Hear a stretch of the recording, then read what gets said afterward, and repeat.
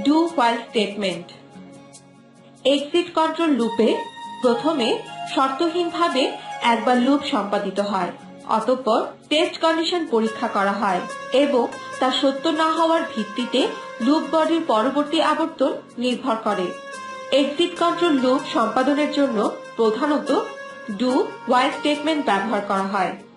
C বা C++ প্রোগ্রামে শর্ত সাপেক্ষে এক বা একাধিকবার কোন স্টেটমেন্ট সম্পাদনের জন্য ডু স্টেটমেন্ট ব্যবহার করা হয়।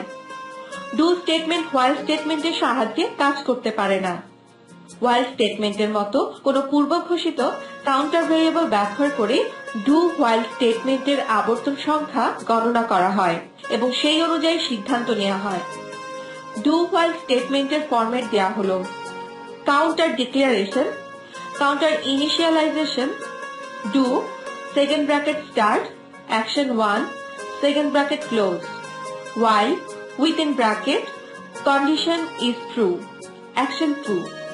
কাউন্টার ডিক্লারেশন অংশে উপযুক্ত ডেটা টাইপ সহ ইন্ডেক্স ভেরিয়েবল ঘোষণা করা হয় এবং কাউন্টার ইনিশিয়ালাইজেশন অংশে তার প্রারম্ভিক মান দেয়া হয়। কন্ডিশন অংশে ইন্ডেক্স ভেরিয়েবলের চূড়ান্ত মান কিংবা চূড়ান্ত মান নির্ধারণের শর্ত দেয়া হয়। সি বা সি++ প্রোগ্রামে হোয়াইল লুপের বিকল্প হিসেবে ডু লুপ ব্যবহার করা হয়।